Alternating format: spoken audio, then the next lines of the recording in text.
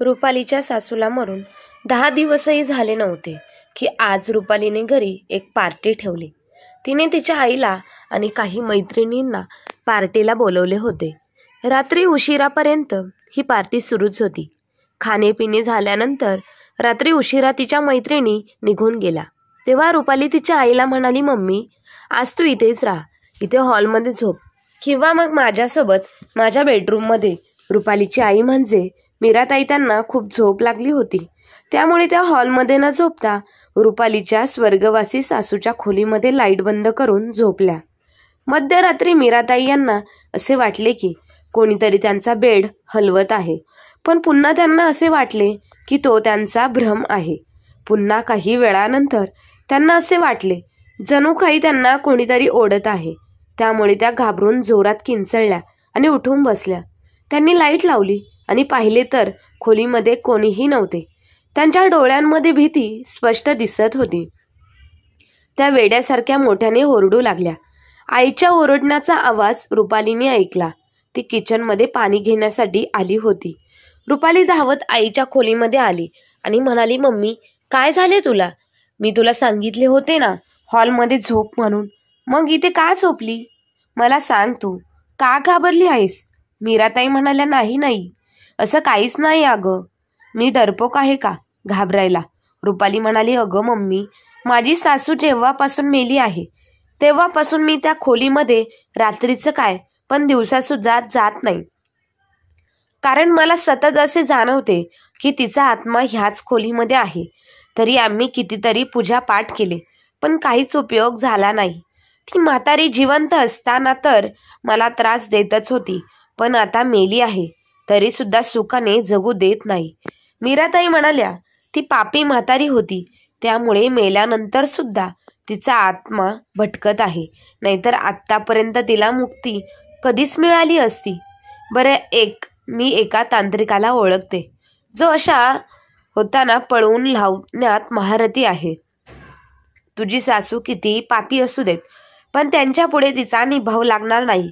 तू उद्याच माझ्यासोबत त्यांच्याकडेच चल. रुपाली म्हणाली, ठीक आहे मम्मी, मी येईल, पण आता तू हॉलमध्ये झोप. ह्या खोलीमध्ये झोपण्याची काहीच गरज नाही, ती तुझ्यावर हल्ला करेल. मीराताई म्हणाल्या, ती माझ्यावर हल्ला कसली करेल? मी अजिबात घाबरत नाही तिला, आणि जर ती मला घाबरवायला आली तर मग मी तिला असा काही धडा शिकवेन की पुन्हा माझ्याकडे येताना ती 10 वेळा विचार करेल. रुपाली आश्चर्यचकित होऊन म्हणाली, मग काय तू पुन्हा त्या खोलीमध्ये झोपायला चालली आहेस का ग? अगं नाही, आता मी हॉलमध्ये झोपेल. खूप रात्र झाली होती, त्यामुळे दोघी झोपल्या. दुसऱ्या दिवशी सकाळी मीराताई यांनी अंघोळ करून आल्या होत्या. तेव्हा रुपालीने आईला विचारलं, मम्मी सांग ना, आज तुझ्यासाठी काय नाश्ता बनवून?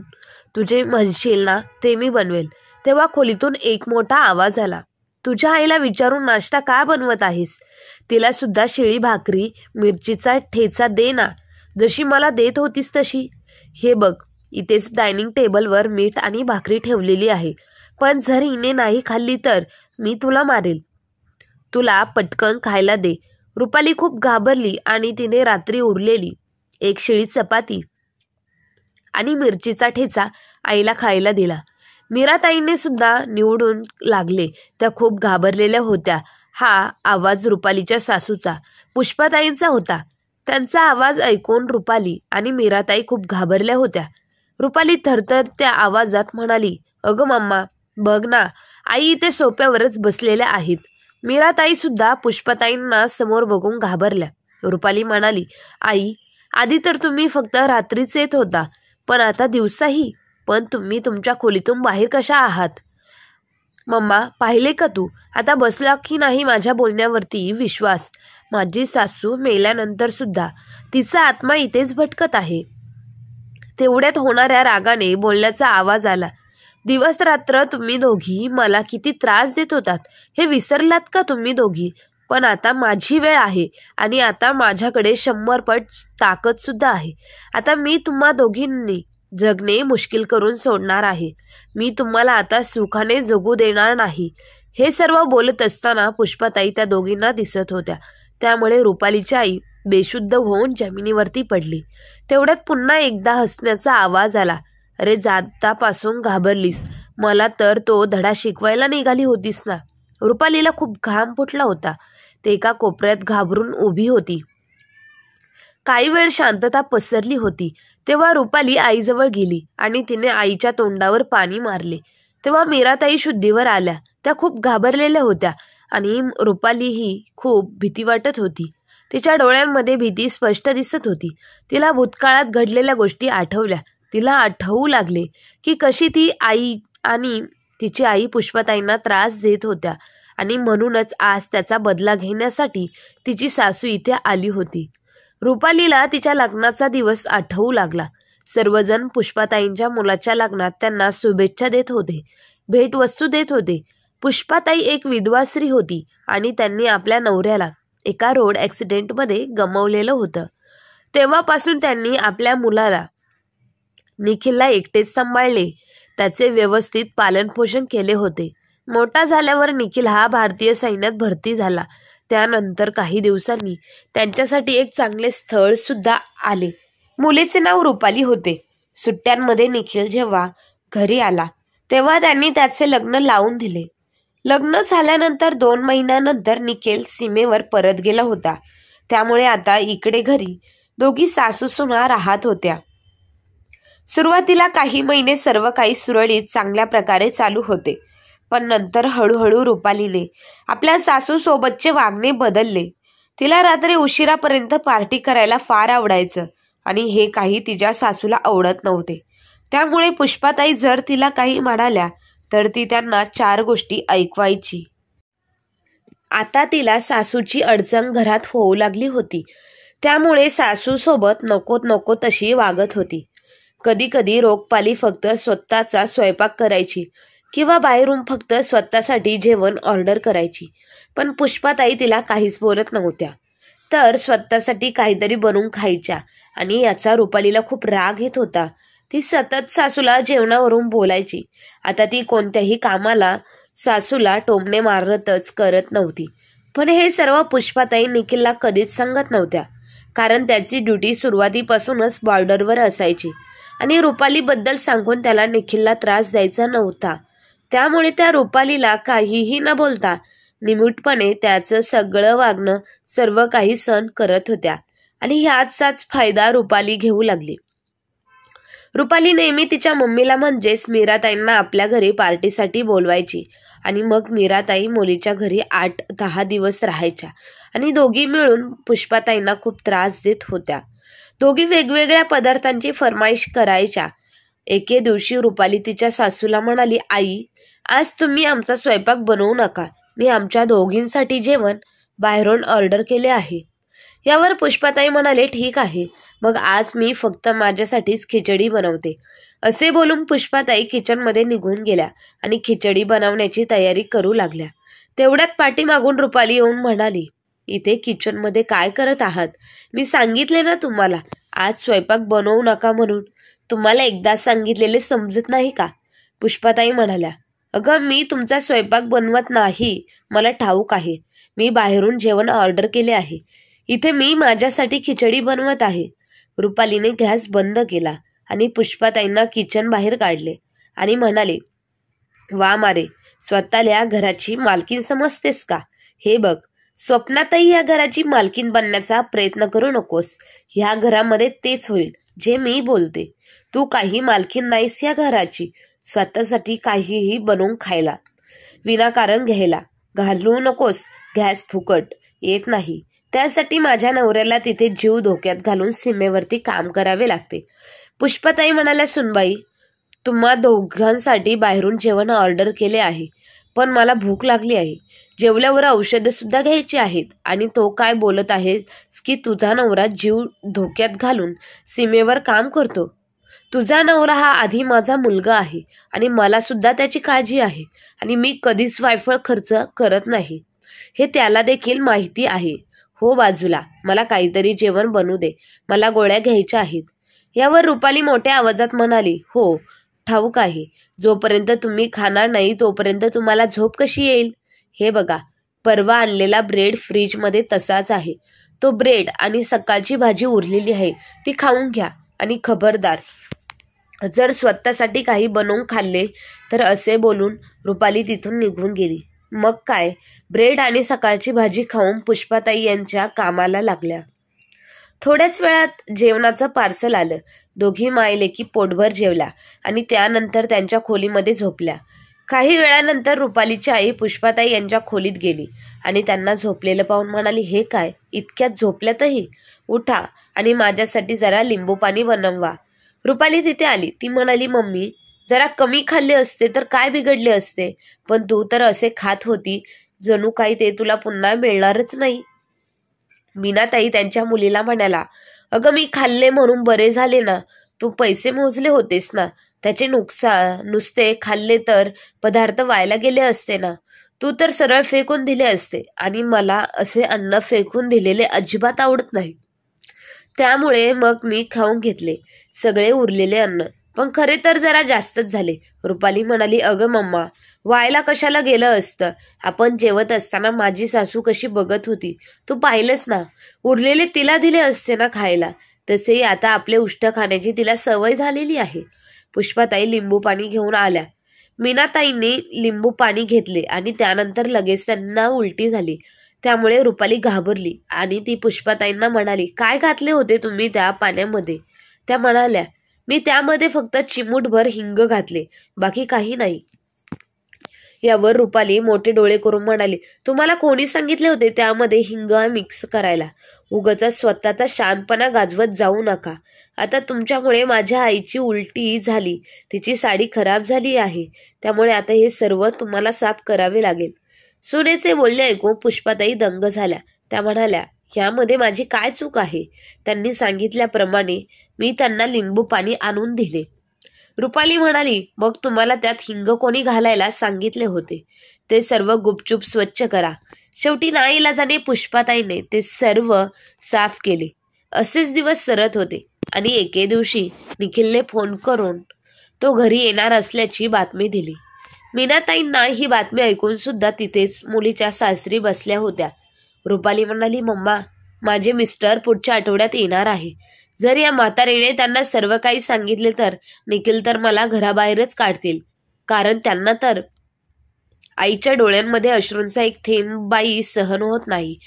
तेव्हा मीनाताई पटकन म्हणाले, हे बघ रुपाली, जर तिला काही सांगायचे असते तर तिने केव्हाच फोनवर जावई बापूंना तुझ्याबद्दल सांगितले असते, पण तुझ्या डोक्यात असा विचार आला हेच तर आपण कोणतीही रिस्क घेऊ नये असे मला वाटते.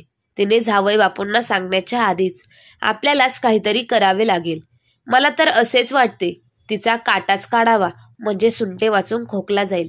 रुपाली म्हणाली, सांग ना, मग आपल्याला काय करावे लागेल? मीनाताई म्हणाले, हे बघ रुपाली, ऐक, आता तू काही दिवस तुझ्या सासूबरोबर चांगले वागण्याचे नाटक कर. तिला काय हवे नको ते सर्व तिची काळजी घे. तिला घरातील एकही काम करून देऊ नकोस आणि मग एके दिवशी तिच्या जेवणामध्ये विष घालून तिला संपवून टाक आणि 2 दिवसांसाठी तू माझ्यासोबत घरी चल, की जेवण करून इथेच मरून पडेल आणि मग आपण पुन्हा घरी येऊ आणि आपण तिला हार्ट टर्मिनल मृत्यू झाले ते सर्वांना सांगू. त्यामुळे ही बातमी कायमची जाहीरच आणि आपण सुद्धा वाचू. कोणालाही आपल्यावरती संशय येणार नाही आणि त्यांना हे सर्व ठाऊक झाले तर काय करायचं? मीनाताई म्हणाली, मी उद्याच मार्केटमधून एक अशी जडीबुटी घेऊन येते खरेदी करून, आणि जी खाल्ल्यानंतर 5 तासांच्या आत माणूस मरतो आणि त्याच्या तोंडातून फेस सुद्धा येत नाही, त्यामुळे कोणालाही संशय येण्याची शक्यता नाही. रुपाली तेव्हा तिच्या आईने सर्व योजना आखली. तेव्हा रुपाली म्हणाली, ठीक राहील मम्मा, आणि हे त्याच दिवशी होईल. त्या दिवशी निखिल घरी परत येईल. त्यानंतर दोघी मायलिकींचे पुष्पाताईंसोबतचे वागणे अगदी बदलले. त्यांचे बदललेले वागणे पाहून पुष्पाताई आश्चर्यचकित झाल्या होत्या, पण त्यांना पुन्हा असे वाटले की निखिल येणार असल्यामुळेच त्यांच्यात फरक पडला असेल. त्या सुद्धा गुपचूप ह्या दोघींचे नाटक पाहत होत्या. एके दिवशी रुपाली पुष्पाताईंना म्हणाली, सासूबाई, मी 2 वेळचे जेवण बनवलेले आहे, तुम्ही खाऊन घ्या. मी माझ्या मम्मीला घरी सोडवायला चाललेली आहे. पुष्पाताई म्हणाल्या, बरे ठीक आहे, जा, पण लवकर ये. दोघी मायलिकी खूप खुश झाल्यावर दोघींनी पूर्ण योजना करून पुष्पाताईंच्या जेवणात ती खतरनाक जडीबुटी घातली आणि मग दोघी तिथून निघून गेल्या. निखिल बऱ्याच दिवसानंतर घरी परतत होता. आईला भेटण्यासाठी तो बेचैन झाला होता आणि ह्याच आनंदामध्ये त्याने आईसाठी एक सुंदर शाल खरेदी केली होती. तसेच महागड्या भेटवस्तू सुद्धा घेतल्या होत्या आणि सोबतच गरमागरम जिलेबी सुद्धा घेतली, जी त्याच्या आईला खूप आवडायची. आणि सोबत तोंडी लावण्यासाठी गरमागरम समोसे आणले होते. समोसे आणि जिलेबी त्याच्या आईला खूप आवडायची. हे सर्व घेऊन निखिल घरी पोहोचला. दरवाजा अर्धवट बंद होता, त्यामुळे तो दरवाजा ढकलून आतमध्ये आला आणि सोफ्यावर बसून बूट काढत म्हणाला, आई हे बघ मी आलोय. आई हा बघ मी आलो आहे. तू कुठे आहेस? रुपाली माहेरी गेल्याचे त्याला ठाऊक होते. तुम्हाला आई येण्याआधी तर मी येणार आहे हे सांगितल्यावर दरवाजात उभी राहील म्हणजे वाट पाहत होतीस, आणि आज मी तुला आवाज देतोय तरी सुद्धा तू बाहेर येत का नाहीयेस? तो पुढे म्हणाला, बरं आई, सॉरी, मला माफ कर. मला ह्या वेळेस यायला फार उशीर झाला, पण पुढच्या वेळेस लवकर सुट्टी घेऊन येईल. आता येतेस की नाही बाहेर? हे बघ मी तुझ्यासाठी काय काय आणले आहे. सोफ्यावर बसलेला निखिल आईला सतत आवाज देत होता. जेव्हा त्याला त्याच्या आईचा आवाज आला नाही तेव्हा त्याला खूप भीती वाटू लागली. काहीतरी चुकीचं घडलेलं असेल का असा त्याला खूप संशय येऊ लागला. तो पटकन उठला आणि आईच्या खोलीत गेला. तेव्हा त्याला जमिनीवर बेशुद्ध अवस्थेत पडलेली आई दिसली. ते पाहून त्याला धक्का बसला. त्यांनी आईला दोन्ही हाताने हलवून पाहिले, पण आई उठली नाही. आईचे पूर्ण शरीर थंड पडले होते. तिचा श्वास थांबला होता. निखिल आपल्या आईसाठी मोठमोठ्याने रडू लागला. तेवढ्यात मीनाताई आणि रुपाली सुद्धा घरी आल्या. त्यांनी पुष्पाताई यांना मृत अवस्थेत पाहिले. तेव्हा निखिल रडत म्हणाले, हे बघ रुपाली, माझ्या आईला काय झाले आहे. माझी आई मला सोडून देवाघरी गेली. मी आत्ताच आलो. आईला अनेकदा आवाज दिला पण आई काही बोलली नाही. त्यामुळे आत येऊन पाहिले तर ह्या अवस्थेत एवढे बोलून निखिल पुन्हा खूप मोठमोठ्याने रडू लागला. रुपाली सुद्धा रडण्याचे नाटक करत म्हणाली, आई नाही, असे अचानक काय झाले? कारण नाहीत कालपर्यंत व्यवस्थित होत्या, मग अचानक असे कसे झाले? असे बोलून ती सुद्धा रडू लागली. ती म्हणाली, आई तुम्ही आम्हाला अशा एकट्या सोडून का निघून गेल्या? तुम्ही आम्हाला एकदा असं सोडून नाही जाऊ शकत. हे देवा, माझ्या सासूला परत पाठव. त्यानंतर पुष्पाताई यांच्यावरती अंतिम संस्कार झाले. तेव्हा कुठे रुपालीचे नाटक हे संपले. निखिल मात्र आई गेल्यापासून उदास राहत होता. वडिलांची सावली त्याच्या डोक्यावरून तो लहान असतानाच गेली होती. आता तर आई सुद्धा गेली, त्यामुळे तो सारखा रडत होता. पण त्या माईलेकी खूप खुश होत्या. रुपालीच्या बाबांची तब्येत ठीक नव्हती, त्यामुळे ती काही दिवसांसाठी तिच्या माहेरी गेली होती. निखिल अजून सुट्टीवर होता, त्यामुळे तो घरीच होता. इकडे माहेरी रुपाली सुद्धा खूप खुश होती. ती विचार करत होती की आता निखिल पुन्हा त्याच्या कामावरती जाईल आणि मग मी पुन्हा आईला घरी बोलवून घेईल. दररोज आईसोबत पार्टी करता येईल, फिरायला जाता येईल, कारण आता तिला थांबवणारे कोणीही नव्हते. 4 दिवसांनी रुपाली सासरी आली. निखिलची अवस्था बघून म्हणाली, निखिल, मला मान्य आहे की तुम्हाला आई गेल्याचे खूप दुःख झाले आहे, पण किती दिवस झाले तरी गेलेला माणूस पुन्हा परत येत नाही, हे तितकेच खरे आहे. तुम्ही लवकरात लवकर ह्या दुःखातून बाहेर पडा.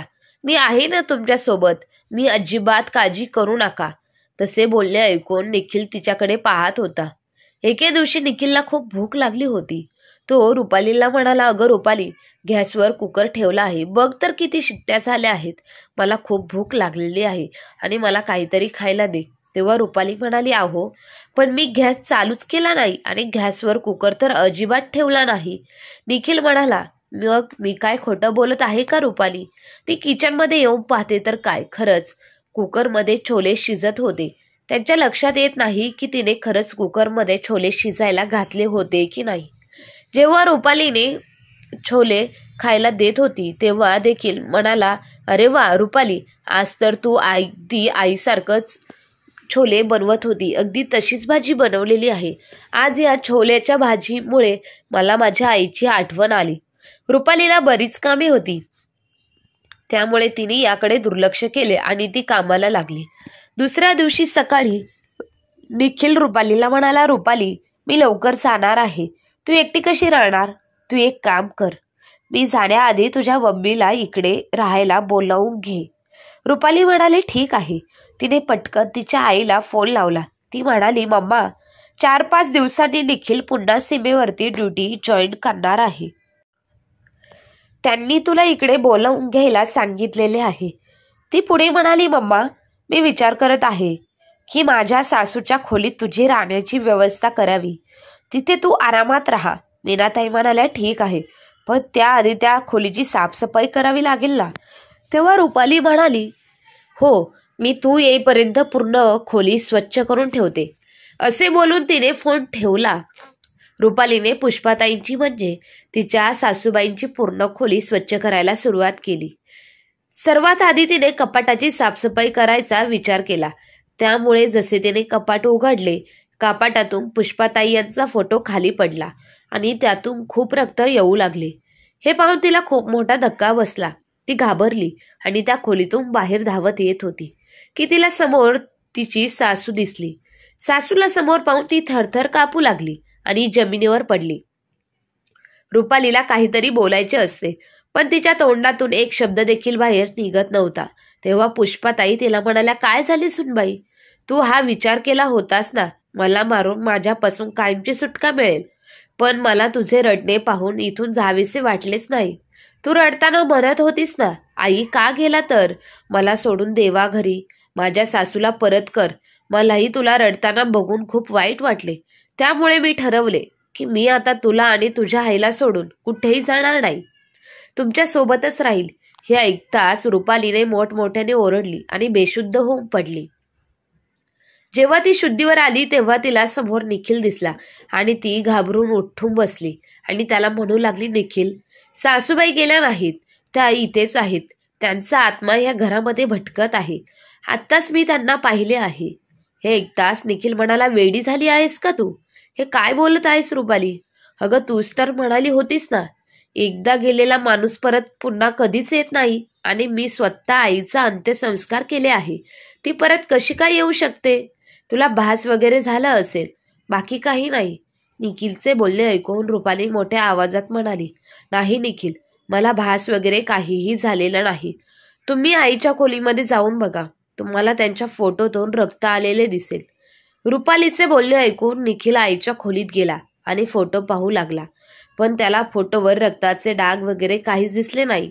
त्यामुळे निखिल रुपालीच्या हाताला धरून पुष्पाताईंच्या खोलीमध्ये घेऊन आला आणि म्हणाला, हे बघ, मी म्हणालो होतो ना तुला भास झाला आहे म्हणून. आहे का इथे रक्त? असे बोलल्यानंतर ते निखिलकडे पाहत होती तेव्हा तिला निखिलच्या पाठीमागे पुष्पाताई उभ्या असलेल्या दिसल्या आणि त्यांना पाहून ती भीतीने जोरात ओरडली आणि खोलीतून बाहेर धावत गेली. त्यानंतर तिने त्या खोलीमध्ये जाणं बंद करून टाकले. तिने अनेक पूजा पाठ केली, पण त्या घरात रुपालीला पुष्पाताई यांचा भास नेहमीच होत होता. निखिल ड्युटीवर जाण्याचा दिवस आला होता तेव्हा रुपाली तिच्या आईला फोनवर म्हणाली, मम्मा, अगं तू इकडे ये ना, निखिल सुद्धा जाणार आहे आणि इकडे ती म्हातारी मला त्रास देत आहे. निखिलला काही सांगायला गेले तर ते म्हणतात की तुला भास होतोय. पण मम्मा, यांना काहीच दिसत नाही, पण मला ती म्हातारी अगदी स्पष्ट दिसते. हे बघ मम्मा, मला खूप भीती वाटत आहे. त्यामुळे तू प्लीज माझ्या घरी लवकर ये. मला एकटीला बघून ती म्हातारी मला जिवे मारून टाकेल. मम्मा, कधी कधी तर मला असेच वाटते की ती म्हातारी जिवंत असती तर बरे झाले असते. आता तर रोजचा दिवस घाबरण्यातच चालला आहे. दररोज भीतीमध्ये जगावे लागत आहे. मीनाताई म्हणाले, अगं मग बरोबरच बोलत आहे जावई बापू. हा फक्त तुझा भ्रम आहे. मला सांग, एकदा मेलेला माणूस परत येतो का? हे बघ, तू घाबरू नकोस, मी येते आणि पहा ते कोण तुला त्रास देत आहे. जावई बापू परत गेले की मग आपण पार्टी करू. तू तुझ्या मैत्रिणींना बोलावून घे. आई बरोबर बोलल्यानंतर रुपालीला थोडासा धीर वाटू लागला. इकडे निखिलच्या दिवशी जाणार होता त्याच्या आदल्या दिवशी रुपालीची आई मीनाताई घरी आल्या होत्या. त्या रात्री पुष्पाताईंना खोलीमध्ये झोपल्या तेव्हा अचानक रात्री त्यांचा बेड हलू लागला आणि त्या भीतीने ओरडल्या. आता दुसऱ्या दिवशी जेव्हा त्यांनी पुष्पाताईंचा आवाज ऐकला तेव्हा मात्र भीतीने थरथर कापू लागल्या. पुष्पाताई समोरील म्हणाल्या, देखील तर त्याच्या कामावर परत गेला आहे, त्यामुळे आज मी तुम्हा दोघींचे काम संपवून टाकते. पण त्याआधी मला सांगा की त्या दिवशी माझ्या जेवणामध्ये तुम्ही काय मिक्स केले होते? त्यामुळे माझा मृत्यू झाला आणि कोणाला काहीही समजले सुद्धा नाही की माझा मृत्यू हा विषबाधेमुळे झाला होता. सांगा पटकन, कारण काय निखिलला सुद्धा नाही. तेव्हा रुपाली पटकन म्हणाली, आई मी खरं सांगते, यामध्ये माझी काहीच चूक नाही. हे सर्व माझ्या मम्मीमुळे झाले आहे. तिनेच तुम्हाला जडीबुटी खाऊ घालण्याची आयडिया दिली होती. आईने बाजारातून अशी जडीबुटी आणली होती जी खाल्ल्यानंतर तुमचा मृत्यू तर होईल, पण तुमच्या तोंडातून फेसही येणार नाही आणि लोकांना तुमच्या मृत्यू विषबाधा होऊन झाला आहे हे देखील समजणार नाही. खरंच माझ्यावर विश्वास ठेवा. मी तर माझ्या आईला असे करू नकोस म्हणत होते, पण तेव्हा आईने माझे काहीच ऐकले नाही. हे सर्व रुपाली रडत बोलू लागली. तेव्हा मीनाताई मोठ्या आवाजात रागाने म्हणाल्या, अरे वा, हुशार आहेस की तू. हे काय बोलत आहेस तू? आता जेव्हा विहीनबाईचं भूत होऊन समोर उभे आहे तेव्हा सर्व आरोप स्वतःच्या आईवर लावत आहेस का? अगं, तुला तर तुझी सासू सुरुवातीपासूनच आवडत नव्हती आणि जेव्हा पाहावी तेव्हा फोनवर त्यांच्याबद्दल वाईट साईट बोलत होतीस. त्यामुळेच तर जावई बापू नसताना तू यांना त्रास देत होतीस, त्यांच्यावर अत्याचार करत होतीस आणि आता मात्र सर्व आरोप माझ्यावर टाकले आहेस.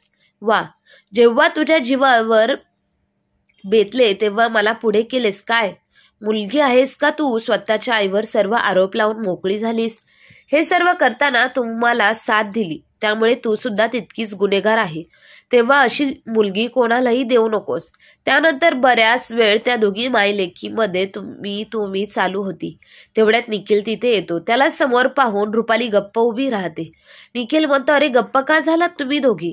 आता जेव्हा एवढे सर्व सांगितले आहे तर हेही सांगा की माझ्या आईवर तुम्ही कसा अत्याचार करत होता आणि मला म्हणत होता की माझी आई तुम्हाला त्रास देते. तुम्हाला जेव्हा पाहावे तेव्हा तूच माझ्या आईची तक्रार करत होतीस. आता तर तुम्ही दोघींनी माझ्यासमोर आईला कसे मारले हे कबूल केले आहे आणि हे सर्व रेकॉर्ड सुद्धा झाले आहे. पण रुपाली, तरी मला सर्व काही जाणून घ्यायचे आहे. रुपाली म्हणाली, पण तुम्ही इथे कसे? कारण तुम्ही तर ड्युटीवर परत गेला होतात ना? निखिल म्हणाला, माझे सोड ग, आधी तू सांग काय केलेस ते? रुपाली म्हणाली, अहो नाही, तुम्ही आम्हाला चुकीचे समजत आहात. खरंच आईचा मृत्यू हा हार्ट अटॅकमुळेच झाला होता. आम्ही त्यांना मारले नाही. आणि आम्ही काय मारू त्यांना? एवढे वाईट आहोत का आम्ही? रुपाली आपली बाजू झटकत चांगले वागण्याचे नाटक करू लागली. तेवढ्यात निखिल तिच्यावर ओरडला आणि म्हणाला, अजूनही खोटं बोलत आहेस का तू? पुष्पाताईंना पाहून निखिल हसत म्हणाला, आता आपले नाटक संपले आहे आई. तेव्हा रुपाली चकित होऊन म्हणाली, निखिल तुम्हालाही दिसत आहे का? प्लीज सांगा यांना मला सोडून द्यायला. हे बघा, आम्हाला जी शिक्षा द्यायची असेल ती द्या, पण सासूबाईच्या आत्म्यापासून आम्हाला वाचवा. यावर निखिल हसून म्हणाला, आत्मा असता तर तुम्ही आतापर्यंत आत्मा बनून राहिला असता. खरे सत्य तर हे आहे की माझी आई जिवंत आहे. हे ऐकताना रुपालीला आश्चर्यचकित झाली. ती म्हणाली, काय? आई जिवंत आहे? पण कशा? तुम्ही तर स्वतः त्यांच्यावर अंत्यसंस्कार केले होते. तेव्हा निखिल म्हणाला, हे सर्व नाटक होते. तुम्हा दोघांना काय वाटले होते की नाटक फक्त तुम्ही दोघंच करू शकता का? जेव्हा तुम्ही दोघी रडण्याचे नाटक करत होता तेव्हा माझ्या आईला न्यायला जाणे मरण्याचे नाटक करावे लागले.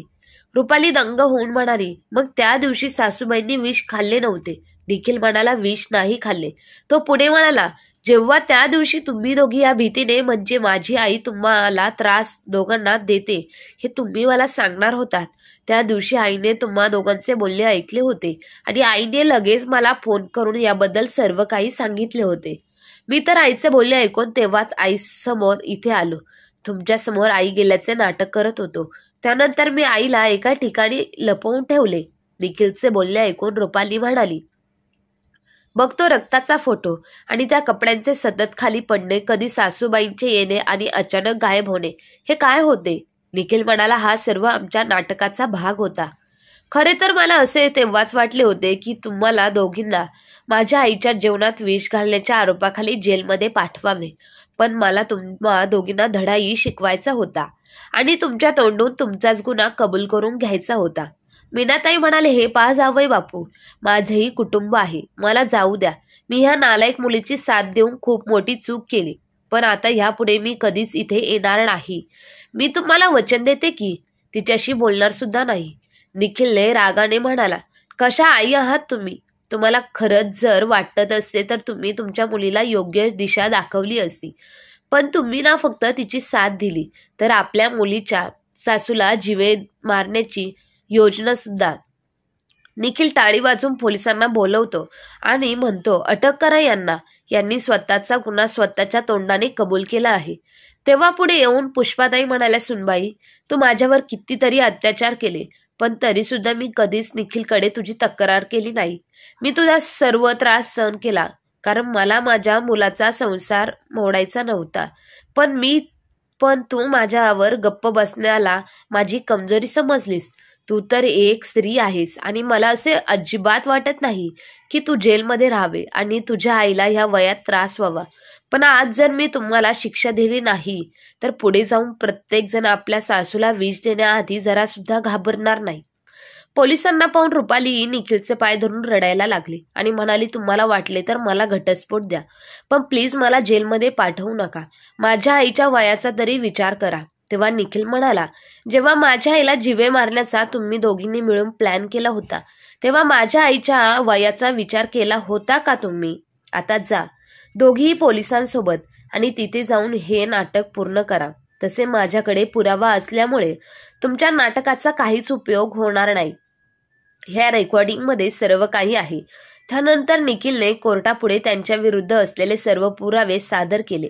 तेव्हा त्या दोघी मायलेकींना 5 वर्षाची जेल झाली. इकडे पुष्पाताई यांनी आपल्या मुलाचे लग्न एका गीता नावाच्या अनाथ मुलीसोबत लावून दिले, कारण त्यांना आता मुलाच्या संसारात सुनेच्या आईची लोडबूड नको होती. आता गीता पूर्ण घराची देखभाल करण्यासोबतच सासूची देखील सेवा करत होती आणि रुपाली आणि तिची आई मात्र त्यांच्या कर्माचं फळ हे जेलमध्ये भोगत होते. तर मित्र आणि मैत्रिणींनो, मुलीच्या आईने मुलीच्या संसारामध्ये लुडबुड करावी की नाही, मुलीच्या सासरच्या गोष्टींमध्ये लक्ष द्यावे की नाही, याबद्दल तुमचं काय मत आहे ते कमेंट करून नक्की कळवा. आणि कथा आवडली असेल तर आपल्या चॅनलला लाईक, शेअर, सबस्क्राईब नक्की करा. धन्यवाद.